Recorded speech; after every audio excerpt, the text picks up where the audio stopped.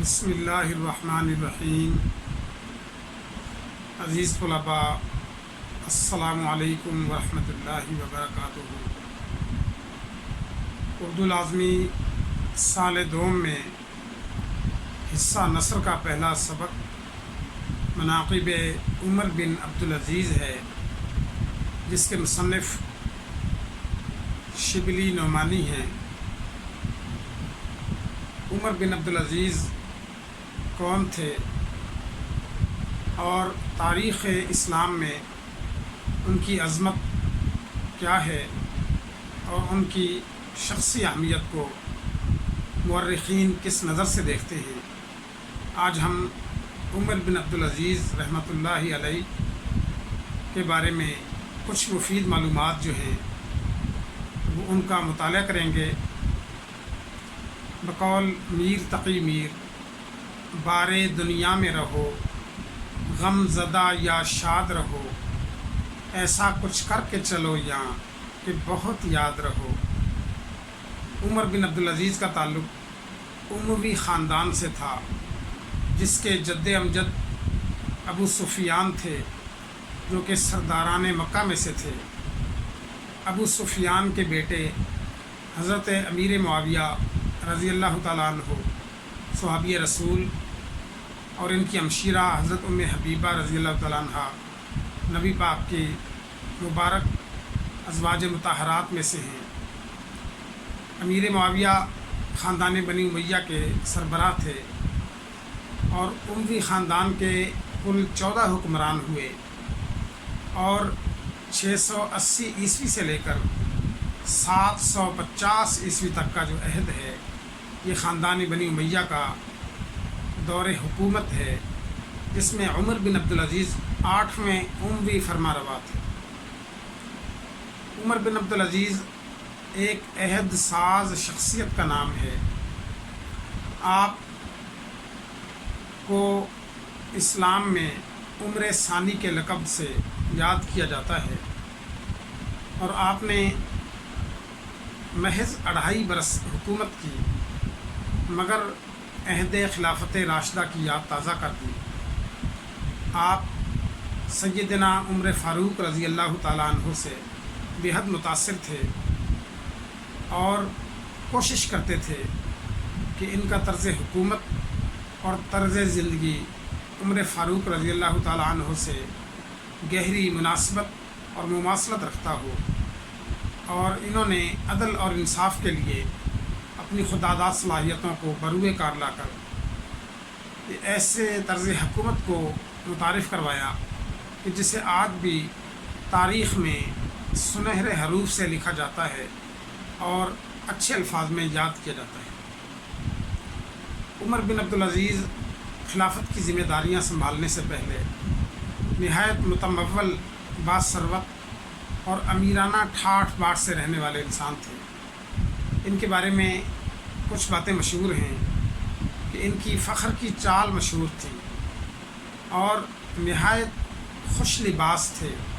ایک مرتبہ جو لباس زیب تن کر لیتے اور کسی کی اس پر نظر پڑ جاتی تو دوبارہ وہ لباس جو ہے وہ تن پر آراستہ نہ کرتے، بلکہ نیا لباس پہنتے تھے۔ نہایت قیمتی خوشبو کا استعمال کرتے تھے اور ایک نہایت ہی خوش پوش انسان بن کر اپنی زندگی گزار رہے تھے۔ جب ان کے کاندھوں پر خلافت کی ذمہ داریاں آئیں تو یہ راستے میں تھے اور ہاتھی پر سوار تھے، اور خدام کی فوج ظفر موج ان کے ہمراہ تھی، اور ہاتھی، گھوڑے اور ان کے مصاحبین کا ایک جم غفیر ان کے ہمراہ رہتا تھا۔ جب ان کو معلوم ہوا کہ مجھے امیر المومنین کے طور پر چن لیا گیا ہے تو ہاتھی سے اتر آئے اور پیدل چلنے لگے، اور اپنے تمام خدام کو کہا کہ جاؤ، آج سے تم آزاد ہو، اور اپنے تمام ساز و سامان کو اور اپنے اس سب تام جھام کو، ہاتھی، گھوڑے، لو لشکر، بیت المال میں بھجوا دیا، اور پیدل چلتے ہوئے گھر آئے، اور گھر آ کر اپنی پیشانی پکڑ کر بیٹھ گئے۔ ان کی بیوی، جن کا نام فاطمہ تھا، وہ عمر بن عبدالعزیز سے کہنے لگی کہ آج تو یوم مسرت ہے، آج تو عید کا دن ہے اور آپ کو امیر المومنین کے طور پر چن لیا گیا ہے، مگر میں دیکھتی ہوں کہ آپ جو ہے مار گزیدہ کی طرح بے قرار ہیں اور بڑے مضطرب ہیں، اور آپ کا چہرہ غم و اندوہ کی تصویر بن چکا ہے۔ ایسا کیا صدمہ پہنچا ہے آپ کو؟ تو عمر بن عبدالعزیز کہنے لگے کہ فاطمہ تم نہیں جانتی کہ امت محمدیہ کا کوئی ایک فرد بھی ایسا نہیں جو مجھ سے اپنا حق طلب نہ کر رہا ہو۔ خدا کی قسم، اگر دریائے فرات کے کنارے ایک بکری کا بچہ بھی پیاسا مارا گیا تو قیامت کے دن خدا عمر کا گریبان پکڑے گا۔ احتساب نفس کے خوف سے آپ لرزہ برندام تھے اور اشک بار تھے۔ اپنا تمام مال و اسباب جو تھا وہ بیت المال میں بھجوا دیا، اور اپنی بیوی سے بھی کہنے لگے کہ میں تم سے بھی کہتا ہوں کہ اپنا زیور اتار کر بیت المال میں جمع کروا دو۔ تو ان عورتوں کو اپنے زیور سے بڑی محبت ہوتی ہے، تو ان کی بیوی کو کچھ تأمل ہوا، پس وہ پیش کرنے لگیں۔ تو آپ نے فرمایا کہ عمر یا زیور، ان دو چیزوں میں سے ایک کا انتخاب کر لو۔ تو ان کی بیوی رونے لگی اور اس نے اپنا زیور اتار کر بیت المال میں بھجوا دیا۔ یا تو یہ کیفیت تھی کہ نہایت امیر کبیر انسان تھے، نہایت متمول انسان تھے، نہایت تونگر انسان تھے، نہایت باثروت انسان تھے، نہایت امیرانہ ٹھاٹھ سے رہنے والی شخصیت تھے، مرغن غذائیں کھاتے تھے، نہایت ٹھاٹھ باٹھ کی زندگی گزارتے تھے، اور یہ حالت یہ ہو گئی کہ اپنا تمام مال و اسباب بیت المال میں جمع کروا دیا اور ایک فقیر بن کر مسلمانوں کے امیر کے طور پر اپنی خدمات سر انجام دینے لگے اور نہایت اسرت میں اپنی زندگی گزاری، مگر اسلام میں عدل کے نظام کو قائم کیا اور عملی طور پر عدل کو قائم کر کے دکھا دیا۔ عمر بن عبدالعزیز جو ہیں، ان کے حوالے سے بہت سی باتیں مشہور ہیں جو آب زر سے لکھنے کے قابل ہیں۔ بیت المال میں جب اپنا فرض ادا کر رہے ہوتے اور اس دوران میں کھانے کا وقفہ ہو جاتا تو سرکاری چراغ کو گل کر دیتے اور اپنا ذاتی چراغ روشن کر لیتے، اور کسی طرح بھی مسلمانوں کے مال میں جو ہے اسراف سے کام نہیں لیتے تھے، بلکہ کوشش کرتے کہ اس میں جو ہے کم مال خرچ ہو اور مسلمانوں ہی کی کام آئے، کسی طرح سے بھی فضول خرچی نہ ہو۔ چنانچہ جو ہے ایک مرتبہ عید کا موقع ہوا اور ان کی بیوی ان سے کہنے لگی کہ عید آ رہی ہے اور یہ دستور زمانہ ہے کہ لوگ نئی پوشاک زیب تن کرتے ہیں، تو آپ بھی اپنے بچوں کو جو ہے نیا لباس لے کر دیجیے۔ آپ نے جواب دیا کہ میری جیب اس بات کی اجازت نہیں دیتی۔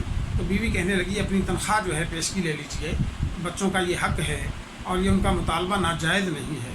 چنانچہ آپ نے بیت المال کے خزانچی کو خط لکھا کہ مجھے 1 ماہ کی تنخواہ جو ہے وہ پیشگی دے دی جائے، ایڈوانس دے دی جائے۔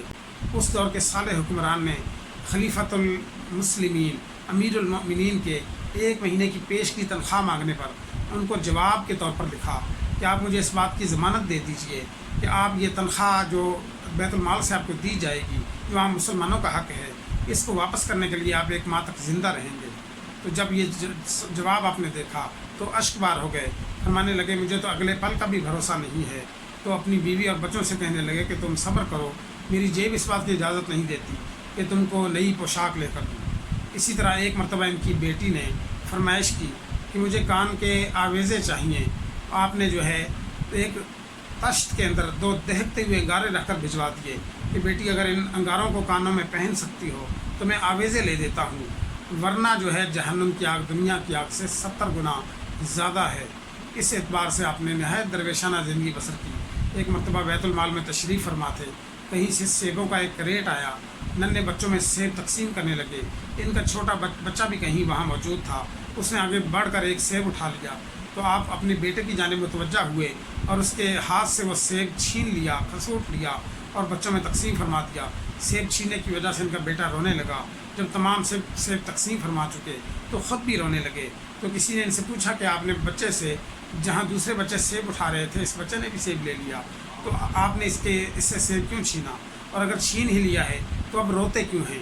تو کہنے لگے دراصل یہ جو سیب تھے یہ یتیم بچوں کا حق تھا، اور میرا بچہ جو ہے اس کا باپ میں زندہ ہوں، اور اللہ رب العالمین قرآن میں فرماتے ہیں کہ ولا تقربوا مال الیتیم، کہ یتیم کے مال کے قریب بھی مت جاؤ، میں تو اس کا باپ زندہ ہوں۔ چنانچہ جب اس نے سیب اٹھایا تو میں نے اس کے ہاتھ سے یہ سیب چھین لیا۔ اب رو اس لیے رہا ہوں کہ میری جیب اس بات کی اجازت نہیں دیتی کہ اپنے بیٹے کو ایک سیب لے کر دے سکوں۔ عمر بن عبدالعزیز جمہوریت اور مساوات کے قائد تھے۔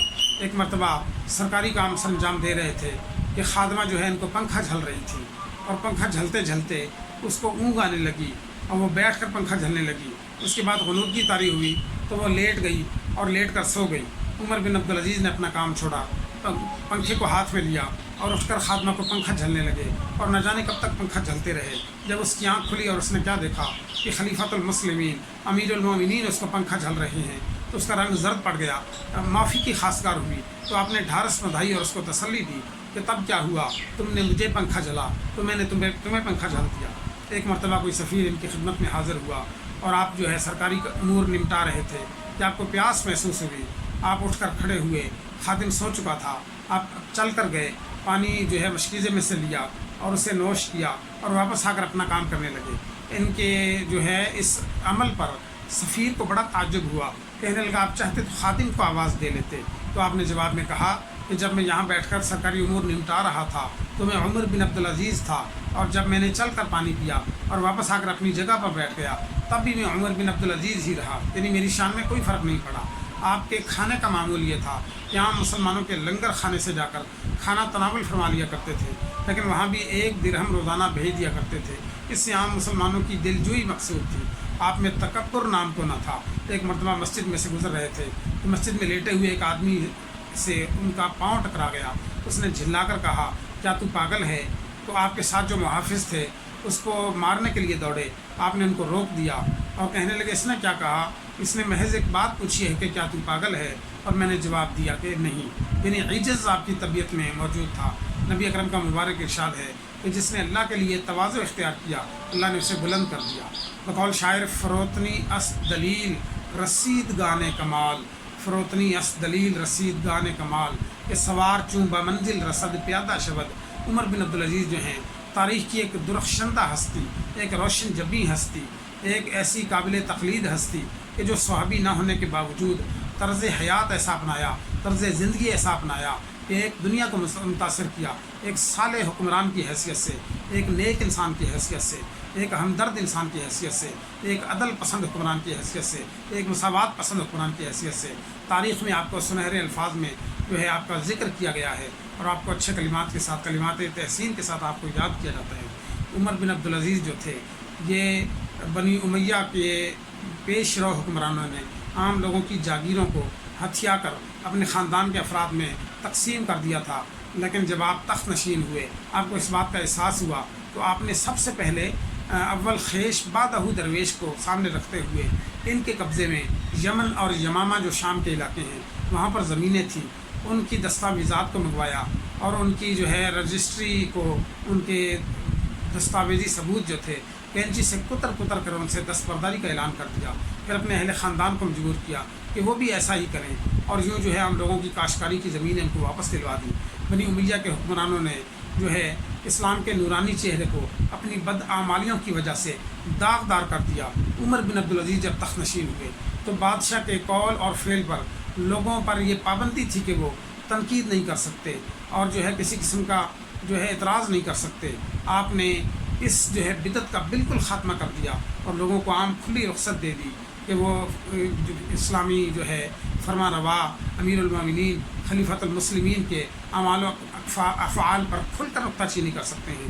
چنانچہ اس سے لوگوں کو جرأت ہو گئی اور لوگ جو ہے خلیفہ کے اقوال پر، اعمال پر، افعال پر کھل کر جو ہے نکتہ چینی کرنے لگے۔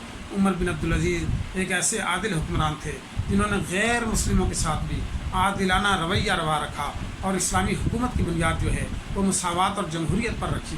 آپ کے نزدیک جو ہے ایک فقیر اور ایک بادشاہ میں کوئی فرق اور امتیاز نہ تھا، اور آپ جو ہے مساوات کے قائل تھے۔ تمیز بندہ و آقا فساد آدمیت ہے، تمیز بندہ و آقا فساد آدمیت ہے، حضر اے چیرہ دستاں سخت ہیں فطرت کی تعزیریں۔ عمر بن عبدالعزیز جو تھے جب اہل خاندان سے انہوں نے ان کی جاگیریں لے کر عام لوگوں کو واپس دلا دی تو خاندان میں غم و غصہ پایا جاتا تھا، اور جو ہے خاندان کے لوگ ان پر سخت برہم تھے۔ اپنے بھی خفا مجھ سے ہیں بے گانے بھی ناخوش، اپنے بھی خفا مجھ سے ہیں بے گانے بھی ناخوش، میں زہر ہلاحل کو کبھی نہ کہہ سکا قند۔ چنانچہ خاندان کے لوگ جو تھے ان کے دلوں میں آتش حسد بھڑک اٹھی، آتش انتقام بھڑک اٹھی، اور انہوں نے عمر بن عبدالعزیز کو دعوت دی اور دعوت طعام میں کھانے میں زہر شامل کر دیا اور وہ کھانا ان کو پیش کیا۔ اس زہر خورانی کی وجہ سے آپ کی طبیعت بگڑنے لگی۔ ان کے مصاحبین نے مشورہ دیا کہ آپ علاج کروائیے، لیکن آپ نے جواب دیا کہ میں قضاء و قدر کا اشارہ سمجھ چکا ہوں اور علاج کروانے سے انکار کر دیا۔ انہوں نے اپنے بیٹوں کو بلایا اور ان کو یہ وصیت کی کہ بیٹا میں نے تم کو درویش چھوڑا ہے، تم کو جو ہے فاقہ مست چھوڑا ہے، تہی دست چھوڑا ہے، اگر تم توکل اختیار کرو گے اور تقوی اختیار کرو گے خدا تم کو اپنی جناب سے غنی کر دے گا۔ یہ بات اس سے بہتر تھی کہ میں تم کو دنیا کا مال و زر دے کر جاتا، تم دنیا کے فتنے میں مبتلا ہو جاتے اور اپنی عاقبت کو برباد کر بیٹھتے۔ زہر نے جب اپنا اثر دکھانا شروع کیا تو انہوں نے جو ہے اپنی بیوی جو ان کے پاس بیٹھی ہوئی تھی ان سے کہا کہ مجھے تخلیہ چاہیے، اور تنہائی میں جو ہے ان کی بیوی کہتی میں دروازے میں جا کھڑی ہوئی اور میں دیکھ رہی تھی کہ ان کی زبان مبارک پر آخری وقت میں یہ کلمات جاری تھے کہ کتنے مبارک ہیں وہ چہرے جو نہ جنوں کے ہیں نہ انسانوں کے، گویا فرشتے جو ہے ملک الموت ان کو نظر آ رہے تھے۔ آخری جو ہے جو ان کی زبان پر کلمات تھے مرنے سے پہلے وہ قرآن پاک کی مقدس آیات تھی کہ تلک الدار الآخرۃ نجعلها للذین لا یریدون فی الارض علوا ولا فسادا والعاقبۃ للمتقین، یعنی آخرت کا یہ گھر ہم ان لوگوں کے لیے تیار کرتے ہیں جو دنیا میں بلند منصب نہیں چاہتے اور اچھا انجام تو پرہیزگاروں کے لیے ہے۔ اور پھر یوں جو ہے آپ کے قفس انصری سے طائر روح جو ہے یہ پرواز کر گیا، یا ایتها النفس المطمئنہ ارجعی الی ربک راضیۃ مرضیہ فادخلی فی عبادی وادخلی جنتی، کہ مطمئن جان یا ایتها النفس المطمئنہ ارجعی لوٹ جا الی ربک اپنے رب کی طرف راضیۃ مرضیہ اس حال میں کہ تو اس سے راضی ہو تو اس سے راضی، فادخلی فی عبادی وادخلی جنتی میرے نیک بندوں میں شامل ہو جا، میری جنت میں چلا جا۔ آپ نے محض 2.5 برس حکومت کی مگر آپ کا طرز حکومت جو تھا اسلامی احکامات کے عین تابع تھا۔